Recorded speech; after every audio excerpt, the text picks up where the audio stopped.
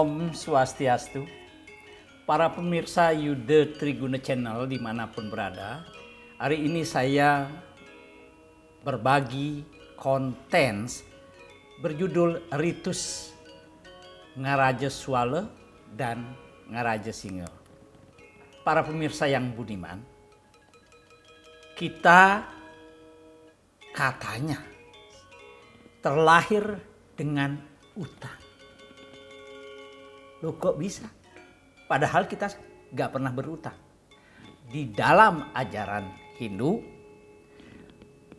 manusia terlahir dibekali 3 utang yang disebut dengan Trirena, yaitu utang kepada dewa yang sering juga disebut dengan Dewa Rena. Yang kedua, utang kepada leluhur, baik yang sudah meninggal maupun orang tua yang masih hidup. Dalam bahasa agama disebut dengan Pitrarena. Dan yang ketiga adalah utang kepada para resi. Kepada beliau para resi yang telah menerima wahyu dari Tuhan dan mengajarkan kepada kita tentang ajaran kesusilaan serta para sulinggih yang telah menyucikan hidup kita. Karena kita berutang, maka utang harus wajib dibayar. Itu sebabnya utang kepada para dewa dibayar dengan dewa yatnya serta buta yatnya. Utang kepada Pitra atau Pitrarena dibayar dengan yatnya kepada para leluhur dan utang dalam bentuk manusia yatnya. Yang terakhir, resi yatnya digunakan untuk membayar kepada resi. Jadi dengan demikian kita hidup terlahir dibekali utang. Karena itu dalam hidup ini kita harus berusaha membayar utang-utang itu.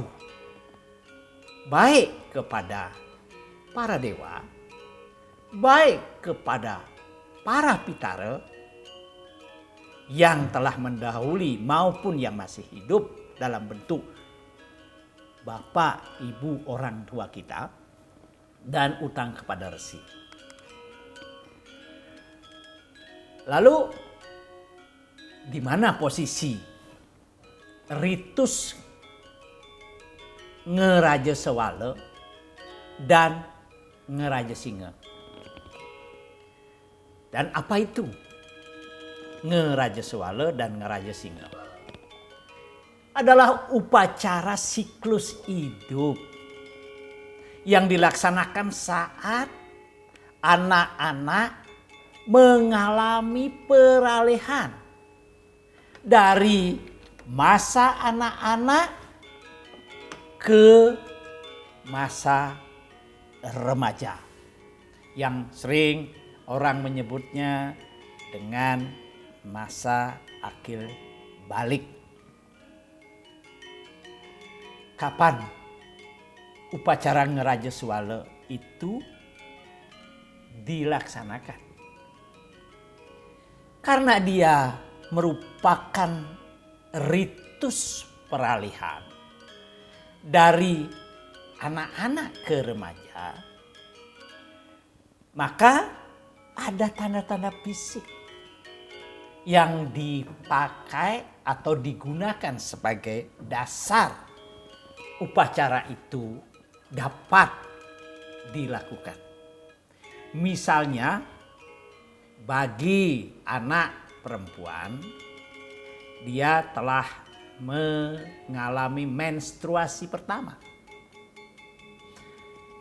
Nah, boleh kemudian setelah itu dapat dilakukan upacara ngeraja sewala. Bagi anak laki-laki, kita dapat amati, kita dapat ketahui dari perubahan ciri-ciri fisiknya. Misalnya anak laki biasanya perubahan terjadi pada suara. Suaranya semakin berat dan semakin dalam. Diajak ngomong, "Bapak, mungkin begitu, ada apa?" Sudah besar, beda dengan suara anak-anak. Jika anak laki perubahan suara sudah terjadi, dan bila anak perempuan menstruasi sudah dialami, maka sepatutnya keluarga itu segera melaksanakan apa yang disebut ritus ngeraja swala dan ngeraja singa. Sekali lagi, ngeraja swala itu istilah untuk upacara peralihan menek kelih bagi yang perempuan dan ngeraja singa bagi anak laki-laki. Para pemirsa yang budiman, upacara ngeraja swala dan ngeraja singa itu adalah upacara yang dikategorikan ke dalam upacara manusianya. Ritus yang dilaksanakan sepanjang hidup individu. Pada konten sebelumnya saya menjelaskan tentang upacara menggedong-gedongan. Itu sebuah ritus. Kemudian ada konten yang menjelaskan tentang turun tanah, mepetik. Itu adalah sebuah ritus dalam proses siklus hidup manusia. Hari ini saya bicara mengenai konten ngeraja swala, juga sebuah ritus. Tentu akan diikuti oleh proses sepanjang hidup individu sampai dia meninggal.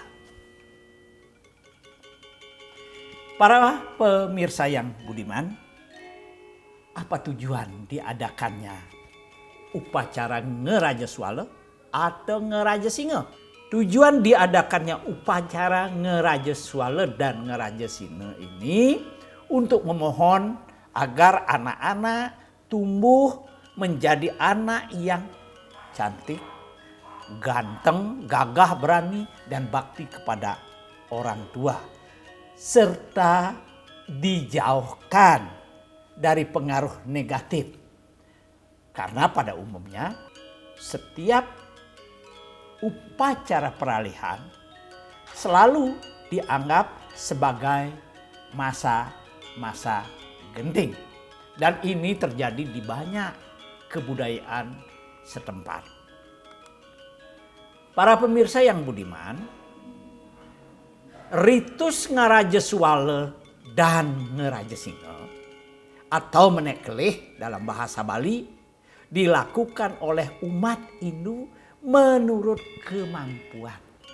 Jadi sebaiknya dilakukan, tetapi menurut kemampuan. Nista, madya, atau utama. Nista misalnya lakukan biokala, prasita, banten, pededarian. Tataban semampunya. Dilengkapi sesayut, sabuh rah untuk anak perempuan, dan sesayut ngeraga singa untuk laki-laki. Jadi pada tingkatan yang niste ini, yang penting itu juga Banten Pededarian. Jadi saya garis bawahi Banten Pededarian. Jika kita mengambil tipikal yang Madya, diadakan upacara ngekeb. Ada yang ngekeb semalam sampai 3 malam. Mitosnya anak itu tanda kutip disatukan. Kalau dikatakan dikawinkan nanti kok kecil-kecil dikawinkan gitu. Jadi disatukan dengan Semarerate. Karena itu kemudian di tingkatan Madya ini dibuatkan Banten Pengekeban, Pengelukatan, Tataban Pulo Gembal, dan sesayut sabuhrah untuk yang perempuan, dan sesayut ngeraga singa untuk laki-laki. Tentu yang utama kalau mampu menggunakan sarana bebangkit. Upacara niste, Madya ataupun utama dapat dianggap sebagai pernyataan sosial bahwa si anak telah menginjak usia dewasa. Biasanya ketika kita melaksanakan ritus ngeraja swala dan ngeraja singa, biasanya secara tidak langsung tetangga, warga tahu, dan itu dianggap sebagai sebuah pernyataan sosial bahwa anak kami yang perempuan dan yang laki telah menginjak dewasa. Ikutannya tentu dan dapat dikunjungi. Nah, kira-kira kan begitu ya. Para pemirsa yang budiman, tadi saya sebutkan baik di upacara niste, Madya maupun utama ada Banten Pededarian. Ada nama Semarerate. Lalu apa? Pentingnya kedudukan Banten Pededarian dan konsep Dewa Dewi Semarerate merupakan sebuah simbol yang digunakan dalam ritus menek kelih dan upacara potong gigi juga menggunakan ini. Sangyang Semarerate sering juga disebut Dewa Kama dan Dewi Ratih. Keduanya merupakan penguasa hasrat, keinginan, dan cinta yang ada dalam diri manusia. Di belakang saya, ini ukiran Dewi Semarerate. Saya tentu boleh berharap, berdoa tanpa terucap, tapi menyimpulkannya dalam bentuk ukiran Semarerate untuk meyakinkan bahwa keluarga ini senantiasa diberikan hasrat, keinginan, cinta, sehingga keluarga ini menjadi sukinah bawantu. Siapa Semarerate? Kalau kita dengarkan ceritanya, ketika surga sedang diserang oleh raksasa Nila Rudrake, seorang raksasa yang mandraguna, yang sakti, yang berkeinginan menguasai surga. Para dewa kewalahan. Kemudian Bagawan Warespati menyatakan raksasa Nila Rudra hanya dapat dikalahkan oleh putra Siwa yang berkepala gajah. Tetapi karena Dewa Siwa belum berputra pada saat itu, maka ditugaskanlah Dewa Kama untuk menyampaikan pesan kepada Siwa yang sedang semadi saat itu. Tentu kehadiran Dewa Kama yang mengganggu semadi, tapa, yoganya Betara Siwa. Betara Siwa kemudian marah dan matanya merah mengeluarkan cahaya api sehingga membakar Dewa Kama, sehingga Dewa Kama pun pralaya. Wafatnya Dewa Kama menyebabkan Dewi Ratih bersedih dan kemudian menemui dan menghadap Dewa Siwa serta memohon agar disatukan dengan Dewa Kama yang telah pralaya. Permohonan Dewi Ratih dikabulkan oleh Dewa Siwa dan ia pun pralaya. Tetapi efek dari panah yang dilepas oleh Dewa Kama dalam bentuk asmara, cinta, kasih sayang, tiba-tiba merasuk pada jiwa Dewa Siwa yang membuat Dewa Siwa tiba-tiba teringat dan rindu bukan main kepada Dewi Uma. Pertemuan Dewa Siwa dengan Dewi Uma menyebabkan Dewi Uma mengandung. Ketika Dewi Uma dan Dewa Siwa jalan-jalan di Gunung Kailasa, tiba-tiba Dewi Uma melewati gundukan abu. Lalu Dewi Uma bertanya, "Kakanda Dewa Siwa, gundukan abu apakah ini?" Dewa Siwa kemudian bercerita bahwa itu tidak lain adalah gundukan abu Dewa Kama yang telah pralaya akibat mengganggu tapa yoga semadinya. Kemudian Dewi Uma memohon kepada Dewa Siwa agar jiwa Dewa Kama dan Dewi Ratih dihidupkan di dunia dan memasuki lubuk hati setiap insan sehingga timbullah rasa saling cinta mencintai. Itulah keutamaan simbol Semara Ratih tidak lain adalah Dewa Kama dan Dewi Ratih yang disatukan.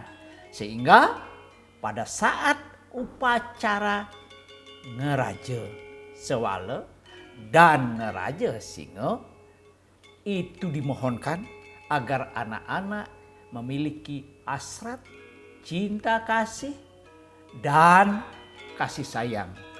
Dan serta upaya-upaya menyatukan cinta itu.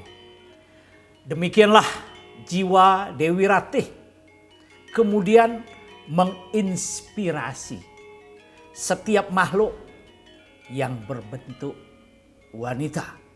Sedangkan Dewa Kama menginspirasi lubuk hati setiap pria.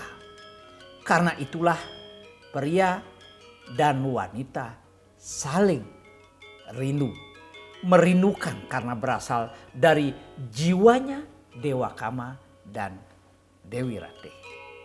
Para pemirsa yang budiman, lalu apa kontekstualisasi dari sesuluh ini?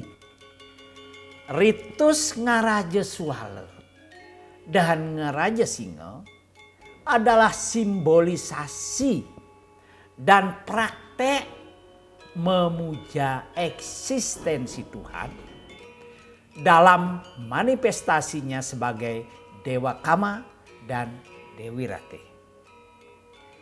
Dewa Kama dan Dewi Ratih simbol penguasa hasrat, keinginan, dan cinta kasih yang ada dalam diri setiap insan. Pengharapan menjadi anak-anak yang cerdas, cerdik, berbudi, melalui doa dan ritus ngaraja swala itu penting. Tetapi juga harus dikuatkan dengan laku yang tidak pernah lelah untuk belajar. Menjadi insan Hindu yang penuh cinta kasih dan memiliki motivasi saling setia dan menjaga. Mari maknai ritus yang mulia ini dengan cara-cara yang kreatif dan penuh niat baik, sehingga kita dapat menjaga tradisi yang mulia dengan cara mulia. Terima kasih. Om Santi Santi Santi Om.